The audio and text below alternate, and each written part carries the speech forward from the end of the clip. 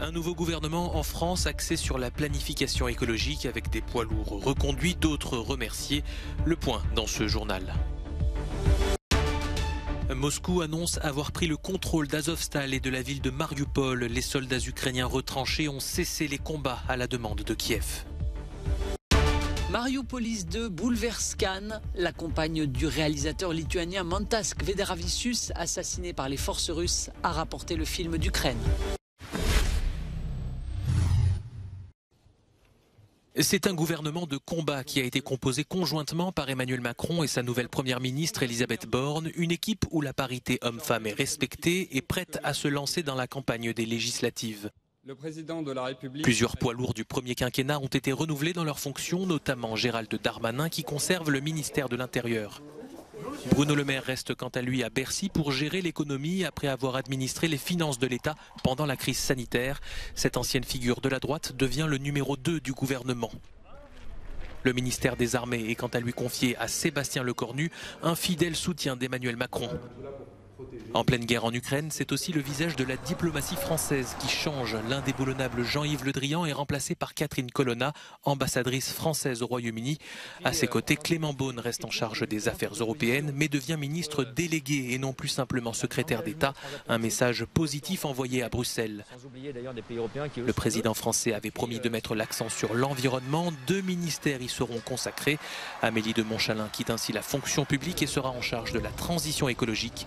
Agnès Pannier-Runacher, jusqu'à présent chargée de l'industrie, prend le portefeuille de la transition énergétique. 141 projets de...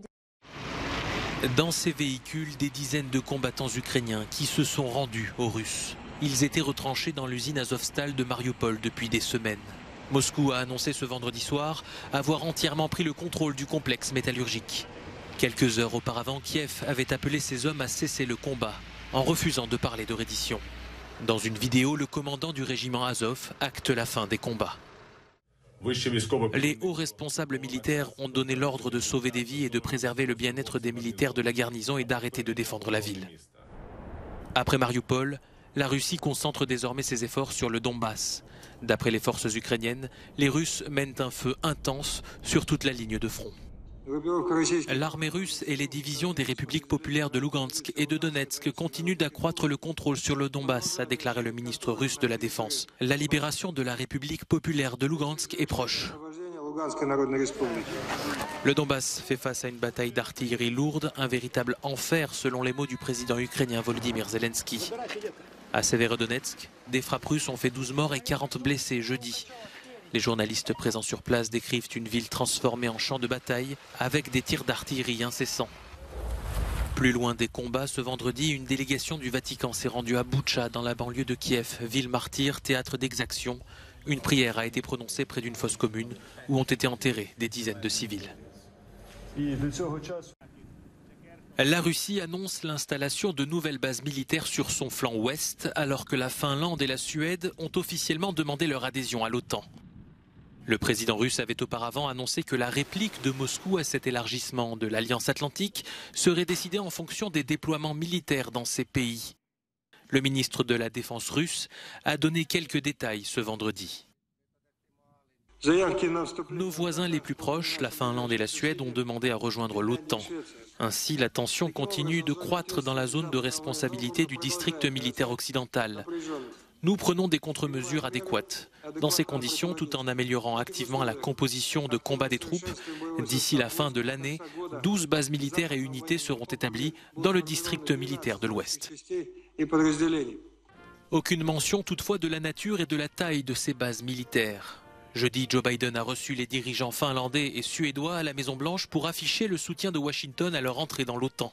Sans en donner les contours exacts, les États-Unis ont affirmé s'engager à assurer la sécurité des deux pays en attendant leur adhésion. La variole du singe gagne du terrain en Europe. Le ministre britannique de la Santé a déclaré vendredi 11 nouvelles contaminations. Cela porte à 20 le nombre total de cas dans le pays. Des infections ont également été détectées au Portugal, en Italie, en Suède, en Belgique, ainsi qu'en Allemagne et en France. Selon la Direction générale de la santé, le cas français est un homme de 29 ans résidant en région parisienne.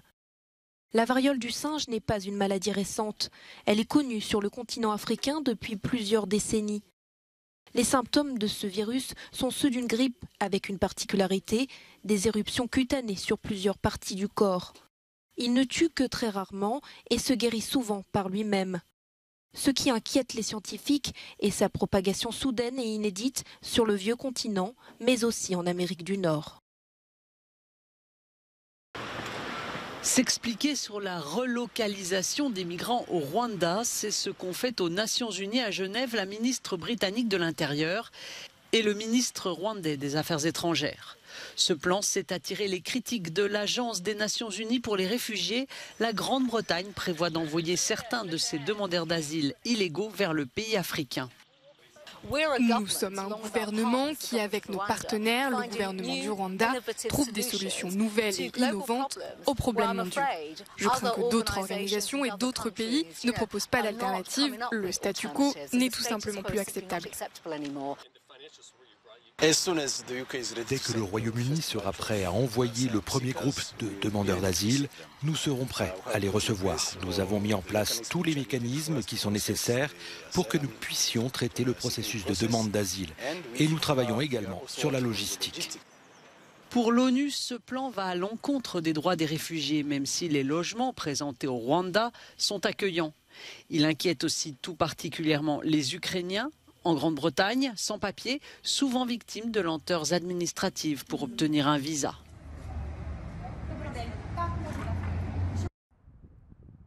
C'est un nouveau coup dur pour EDF. Le groupe d'énergie français a annoncé jeudi que son chantier de construction de 2 réacteurs nucléaires EPR pour la centrale d'Hinkley Point en Angleterre avait du retard.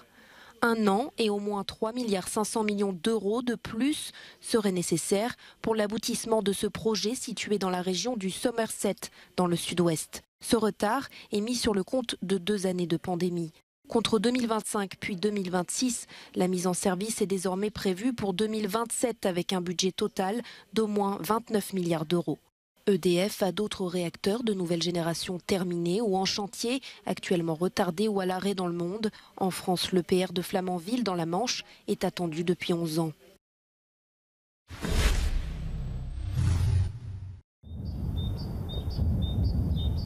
Cannes, bouleversée par les images de Mariopolis 2. Une fois encore, l'Ukraine domine l'actualité, même au festival de cinéma, avec ce documentaire brut sur le désespoir des habitants dans les ruines de Mariupol. Son réalisateur, le Lituanien Mantas Kvedaravičius, a été tué le mois dernier pendant le tournage par les forces russes. Anna Bilobrova, la compagne du réalisateur, a rapporté les images d'Ukraine. Choquée et traumatisée. Pour preuve à Cannes, elle a mal vécu la démonstration de l'armée de l'air française dans le cadre de la promotion du 2e volet de Top Gun. Nous étions hier sur le balcon et nous avons entendu des jets voler. Alors nous nous sommes presque couchés et les bombes n'ont pas suivi. Et cet autre jet. Et là, j'ai commencé à pleurer. J'ai serré dans mes bras la personne avec qui j'étais et un collègue est descendu pour demander ce qui se passait et que quelqu'un m'explique ce qui se passait.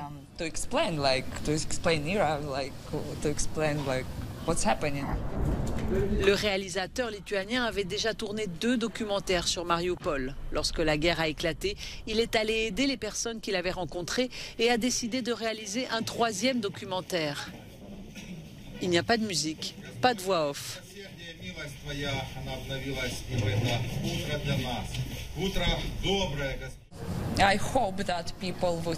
J'espère que les gens réfléchiront par eux-mêmes en regardant ce film. Et qu'ils prendront leurs propres décisions et réfléchiront à ce qui est important. Le Festival de Cannes a toujours eu cette vocation d'être au contact de l'actualité brûlante et d'offrir une tribune exceptionnelle à des cinéastes qui luttent pour la paix et les droits humains à travers le monde. Voir Mariopolis 2, c'est vivre de l'intérieur la guerre, la peur, les bombardements et le chaos.